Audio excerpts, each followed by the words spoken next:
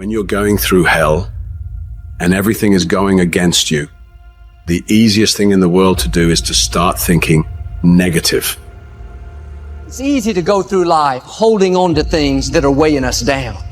Guilt, resentment, doubt, worry. The problem is when we allow these things in, they're taking up space for the good things that should be there. Imagine your life is like a container. You were created to be filled with joy, peace, confidence, creativity. But if you allow worry in, it pushes out the peace. There's not space for both. You can't go above 100%. You have a limited amount of room. If you allow guilt to take up space, that's space that you don't have for the confidence you need. Most people will let their present physical results control their way of thinking. They're emotionally involved in it. They think it's an accident that the same results keep reoccurring. That's no accident. If you've got a financial problem, if you've got a cash flow problem, if you've got a marital problem, that's what most people concentrate on. If a doctor takes a photograph of your body and then tells you you're sick and shows you you're sick, what's the person concentrate on? Sickness. What's the photograph prove? The photograph proves that the person has been concentrating on something wrong to move their body into that vibration. What should they do? They should ask for help. Where does it come from? There's only one source, and they see perfect health, or they see prosperity. But the cynics don't believe this. It's a strange thing, the cynics don't get results either. Quit letting your present results control your thinking. Don't let life change your name. Don't let it change your name. Don't you be nasty just because they're nasty. Don't you be hateful just because they're hateful. Don't you be vengeful just because they're vengeful. Don't lose yourself in your situation. Don't let your situation eat up yourself. You got to get grounded. You got to train your mind to serve you. Meditation is one of the ways in which you can do that. Reading is one of the ways that you can do that. Listening to music is one of the ways that you can do that. Exercise is one of the ways in which you can do that. Things that you can do to still your mind, to clear your thoughts so you can think.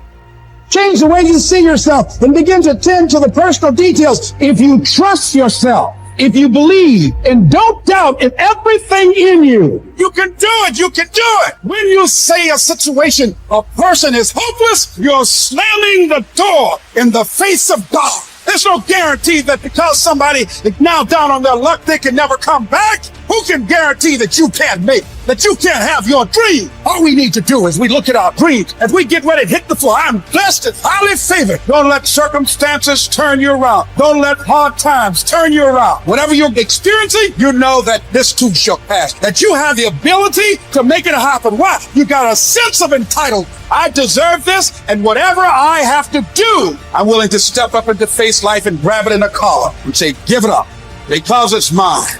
People think there is something called as negative thought and positive thought. They want to remove the negative thoughts and have only positive thoughts. For such people, I would ask them to just experiment for 10, 15 seconds. Let them forcefully remove one thought from their mind. For example, next 10 seconds, just don't think of a monkey. Try not to think of a monkey. For next 10 seconds, you will see you will be full of monkeys. So what I'm saying is, this is the nature of your mind, because in this mind, all the three pedals are throttle. There is no brake, there is no clutch. Whatever you touch, it will only go faster.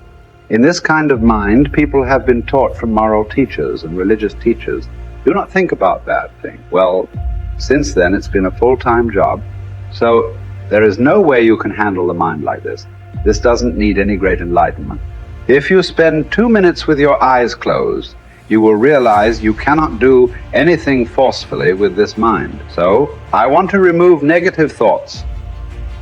Do not ever go in this direction, because what you want to remove will become your quality. Always you will be on it. So, what should I do? The thing is this, without understanding the fundamental mechanism of this mind, because our mind, human mind, is the most sophisticated computer on the planet. Even all the supercomputers have come out of this. When this is the case, is it not important that we understand the mechanics of how it functions? One simplistic aspect of how it functions is there are no subtractions and divisions in our mind. There is only addition and multiplication. If you try to do something with it, it will say one more. If you try hard, it will multiply into many more. In this mind, you don't try to identify what is positive, what is negative, and try to remove it. First of all, one needs to understand this mind of yours. This body of yours is supposed to serve you. The life that you are is important. Body and mind are vehicles that must serve us. If you sit in a vehicle, it must go where you want to go. If it goes to its own destination, what is the point of such a vehicle? It's just a nuisance. Right now, most human beings are unfortunately experiencing this fantastic possibility of human mind as a nuisance, as a troublesome thing. Well, this is the most beautiful thing you have. There is something called as you which exists. This is not a composite of all your thoughts and emotions and physiological processes. Beyond that, there is you. If you close your eyes, even if you cannot see anything, you're still there. It is through the window of your eyes that you are looking out. But if you close your eyes, it doesn't mean that you don't exist. You still exist. So beyond your thought, you still exist.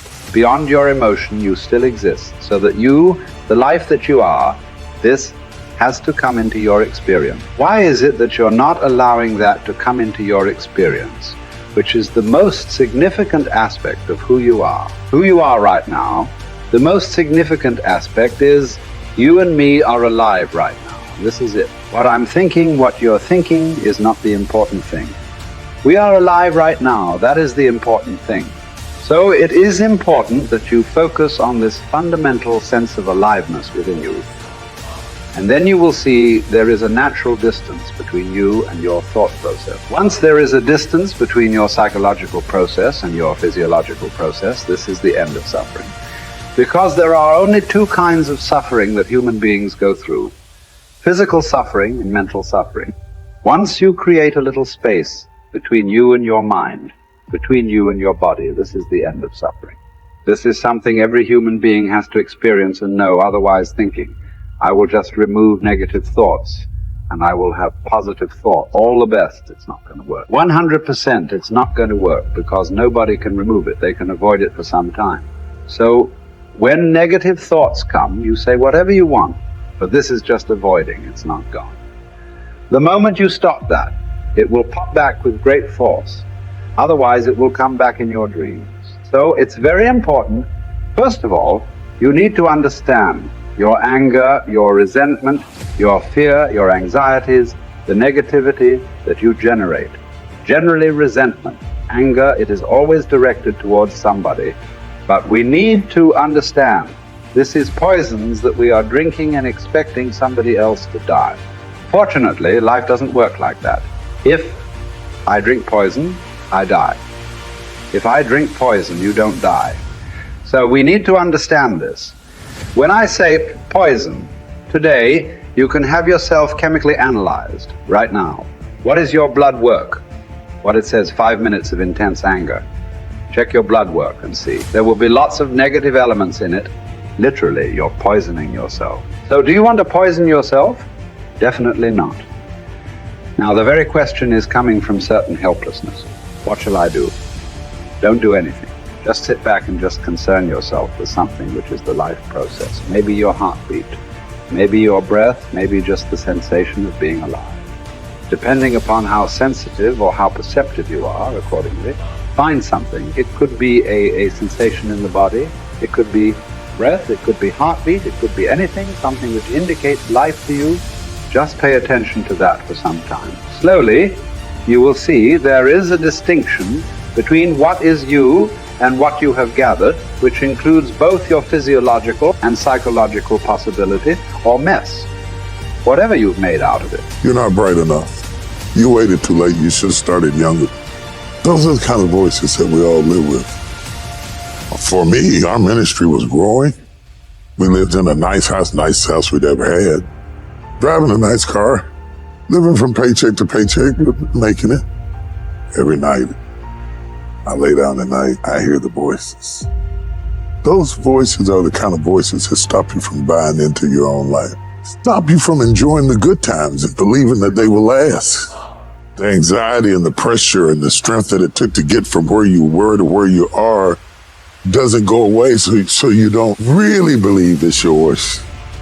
You're driving it, but you don't really believe it's yours. And you're scared to relax and really rest in whatever it is or whoever it is. And the enemy always has some sort of tool or memory or situation that he uses to terrify you, even though the good times are here. And the dream is there, the blessing is there, and the goodness is there. But there's always this haunting, nagging defiance that says, don't you relax. You're not worth it. You don't deserve it.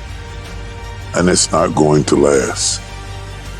Resting in what God has done is often more difficult than receiving what God has done. To rest in it. To believe that it will last. To believe that you will last, that love will last, that life will last, that good times will come, that things will be better. It's difficult because of the voices. And you are what you eat, and the voices are the food that feeds your faith or fear. You see those voices that say what you can't do, what you can't have, what you can't be, what's not going to last, what's not going to work, is how the enemy pulverizes the promises of God in your life. And it takes word to combat word. That's why when Jesus was in the wilderness and Satan was throwing word at him, he was throwing word back. And what we have to do is put word on word. I'm blessed. I'm blessed in the city. I'm blessed in the field. I'm blessed in my uprising. I'm blessed in my downsetting. I'll be blessed into my old age. I'll be blessed when I'm an old man. My grandchildren will be blessed. My body is blessed. My mind is blessed. My head is blessed. I got this. I can handle it. I can do it. Bring it on. Here it is. That kind of talk, saying that to yourself, drives back the other voices of negativity that we all have creep up behind us and tell us that we're not capable and we're not competent and we're not gifted enough and we're not good enough or we waited too late or God is punishing us.